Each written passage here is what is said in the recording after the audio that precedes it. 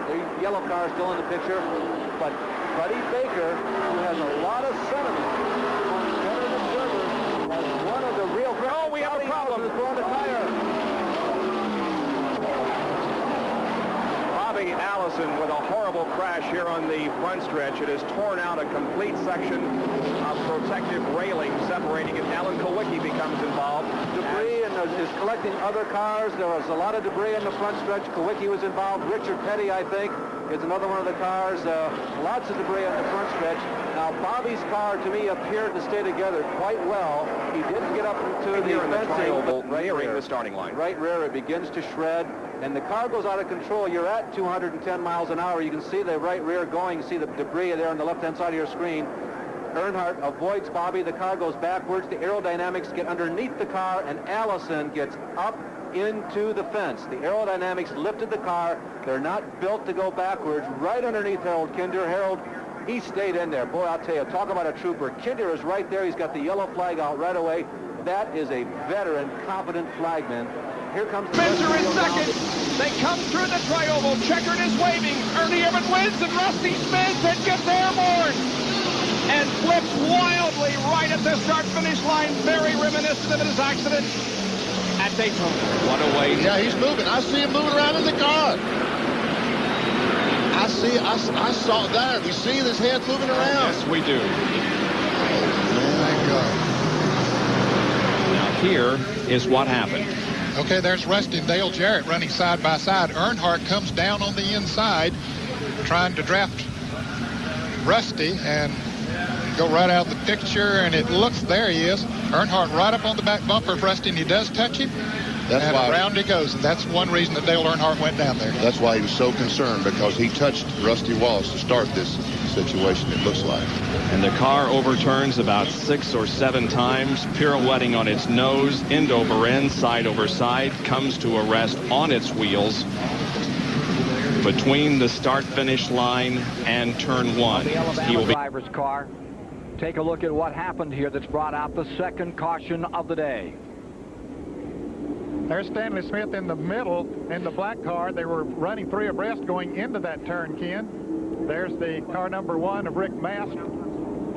There is one car that has gone over the wall, as you see in that. And we'll get that for you in a moment. Stan Smith's car was destroyed. There is another car that went off the top of the...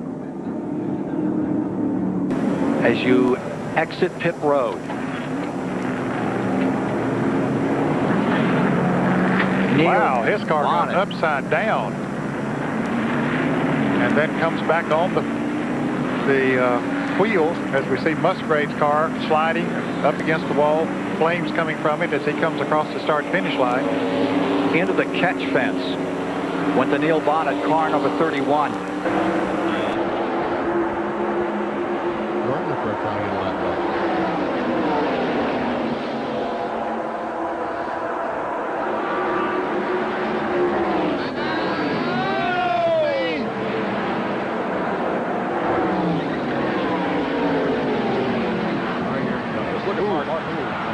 No brakes.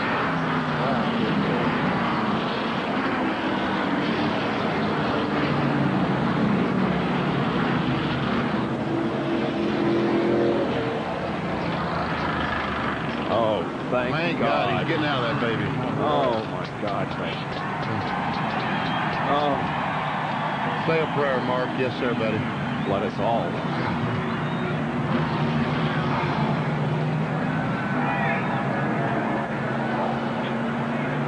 Well, we have had a major crash here at Talladega right in front of us, and Todd Bodine doesn't know that. He gets touched by the 77 car of Sachs. He goes down, hits the 24 car. Sachs, the 8 car, spins, and look at all these cars behind. They got no place to go. Watch Mark Martin. He's hit someone. He has no brakes. Hits the inside retaining wall, and then he goes out of the picture, but he goes through another. We'll see it here.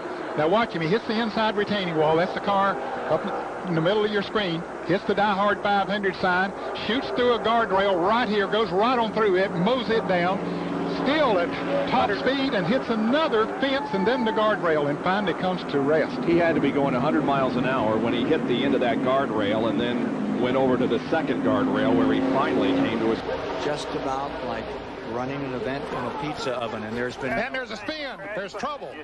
Upside down. Schrader's number 25, side over side, end over end. Another car in trouble and also getting airborne. Terry Labonte is involved. His car spinning around on the grass. There is Elton Sawyer spinning around. Rusty Wallace there. There's Lake Speed. There's Rick Mast. Bobby Labonte is... Here you see Gordon in the 24. Okay, he comes up and clips Ken Schrader, his teammate, and sends him around. Schrader's car going backwards. The roof flaps are up, and then he gets hit by Ricky Craven. And then that flips the car over. He just drove in under him.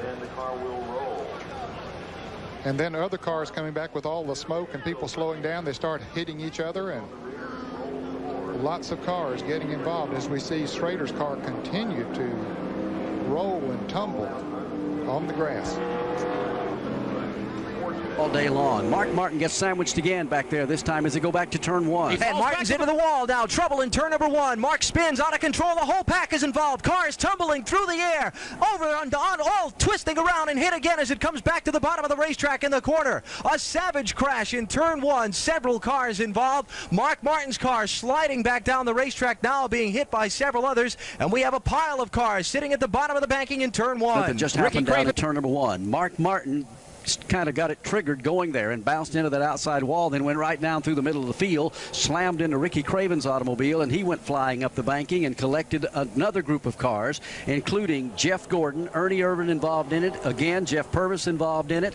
Looked like Rusty Wallace got a piece of it, Mike Wallace, Elton Sawyer, Ricky Rudd's car badly damaged, Jeff Bodine involved in it, and also Derek Cope. Barney, by far the most seriously damaged of those cars was Ricky Craven. And Sterling Marlin outside. And Ernie going with Earnhardt down on the inside. That's going to hit. Oh, big time trouble. Terrible crash. Front of the field, all torn up. Earnhardt's car destroyed. A major crash.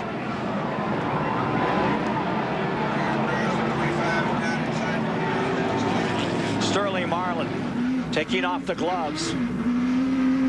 Earnhardt's number 3. Head on into the wall at 190 miles an hour. Race, Jay Sauter, and everything's going fine. You think you're in the right place, doing a good job. All of a sudden, a bunch of cars go by you on the outside. And you're so wide and say, roll, what? Whoa, trouble. Boy, the 2-car upside down, over and on to Scott Briggs. It's the big one. Oh, boy, who is that still flipping? Sauter. It was Johnny Sauter. There's not anybody left. I mean, I only see about 4 or 5 cars that are coming around through 3 and 4 right now that were not in this race. They see Mike McLaughlin in 18. They're still getting upside down. Cars driving under cars. There has to be 25 cars.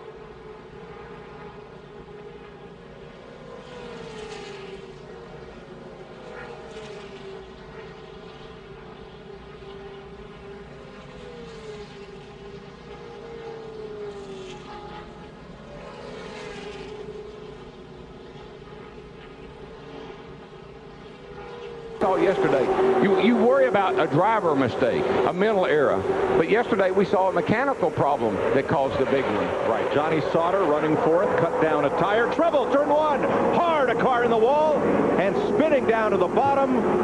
It's going to be 10 or more cars involved. Johnny Benson.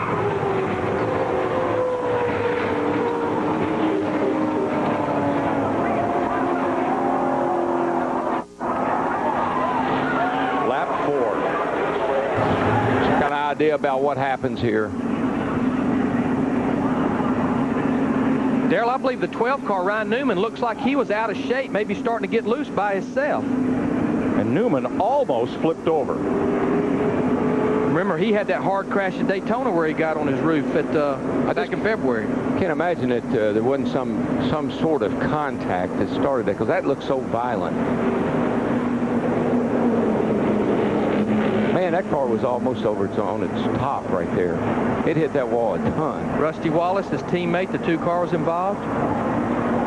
as they come through, watch for the last two cars, which I believe, there's Earnhardt Jr. up high getting through with Schrader and Tony Raines. Jr. and Raines.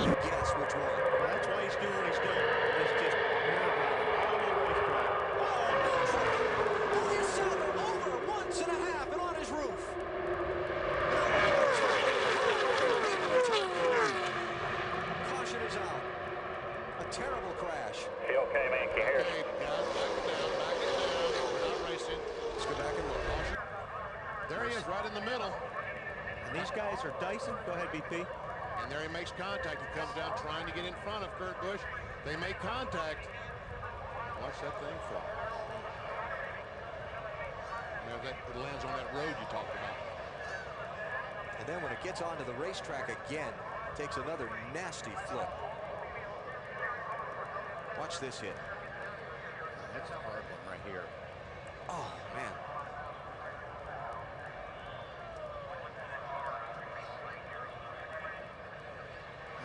Pretty hard, really do. I don't want to be in there in any of them.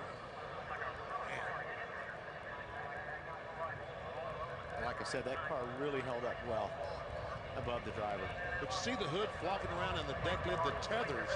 I don't know. I don't think he can step out until he waits till the last second and picks up. He goes to the outside. Is Edwards going to? Oh, no! He turns him. No, no. Oh, and that destroyed the front end of Newman's car. No. Edwards will not make it to the flag. Oh, Brad Keselowski won this race. Unbelievable. Carl Edwards' car destroyed. Look, Mike, Carl Edwards, he opened it up just a little bit. Yeah, I'm not sure. I think this is a hard lick right into the fence. I mean, that car, that looked like Bobby Allison did here in 1987. The catch fence did its job, and the car did its job. Thank goodness we have the new, stronger, much stronger, safer catch fences. And Newman took a hard hit from Edwards as well. Look at just a car with the room left on the bottom. What happened here is the 09 looked to the outside. Carl went up a little bit to block him, and 09 went right back to the bottom and clipped him. You know, the move looked a lot like the one that Brian Vickers put on Jimmy Johnson when Vickers won. Wow. But what a hit. Wow. That is 1987 all over again. Oh, my gosh. And did you see that? I believe it was Biffle that almost... He's going to have to fight them off from both sides right here. He's got cars coming each way. McMurray with a head of steam. McMurray, oh, look out, little contact with a 32. McMurray says, hey, I was in front the last time. You took it away from me earlier today. He's going to try and take it away from me. He's hung in the middle. Here he goes, Keselowski. Got trouble now. Keselowski's got like on the hard side. Look out, they're going to go around. They're behind. Oh, big crash. Oh, and up into the wall. Look out. The caution is out. The race will finish. And it looks like Brad Keselowski is going to get the race win. Bring it here. Bring it here. We will see what happens. See McMurray trying to get in line right here, right behind Harvick. Just not enough room. Yeah, and he had to check up for just a second because he was on the right rear quarter of Kevin Harvick.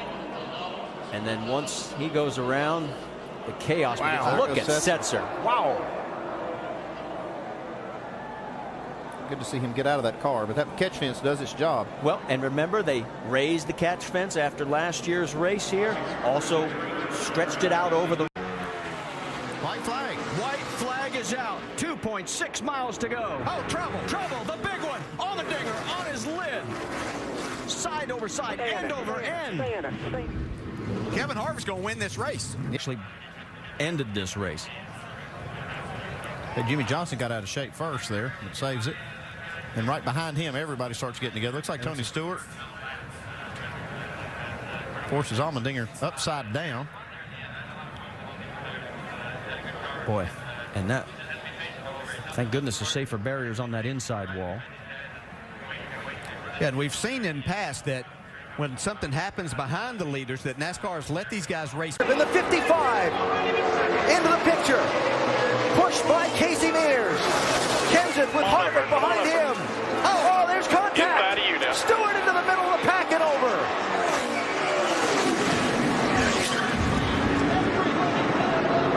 Fortune's out.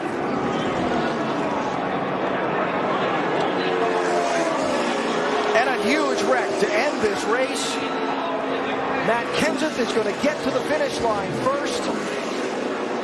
Is everybody okay? One of the championship drivers got through. Which ones didn't? He shoots him forward. Oh boy, Stanley Steamer. Whoa, there's and around she goes into Kenseth. Man. Oh gosh. Up in the air and into the wall hard. Man, Kenseth. Man, I thought he was going to catch the catch fence back there. The way it landed was... I am not believing that. He's fine. Boy, he got the window net down right away out of frustration. The 4 car, Harvick. Danica climbs out. Radio cord gets disconnected. Car back. I think somebody makes contact with... Oh, McDowell got her in the left rear. Yep. Yep. And that no, she hit him in the right front. And when that happened, just got air underneath the car. Is anybody left in this race?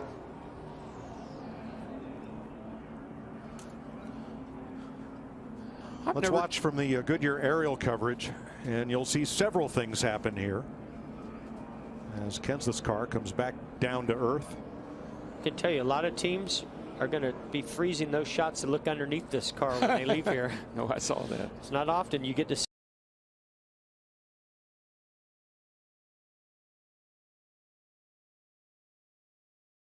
But as soon as he could get some clean air on that car, he said, I think we're going to have a fast race car. His spotter, Eddie DeHunt, just told him it's time to be greedy. There he goes. There we go. Here we go. Oh, upside down. Side.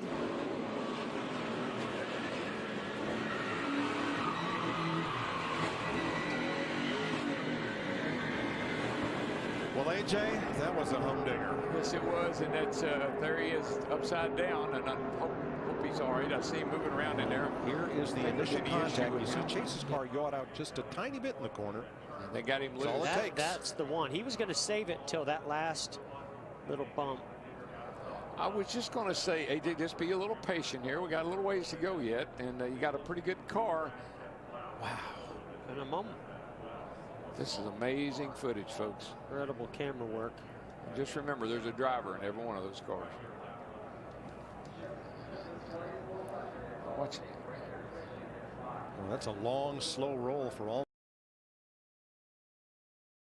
That cam, 100 miles an hour on that camera as they go down the back stretch. Oh, there it is. Hard into the wall. The 41 of Kurt Busch. He'll collect the rest of the field.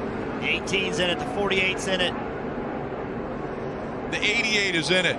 Just on the front edge. He starts to roll now on the apron. The 32 of Matt DiBenedetto. The 4 of Harvick. 20 of Matt Kenseth.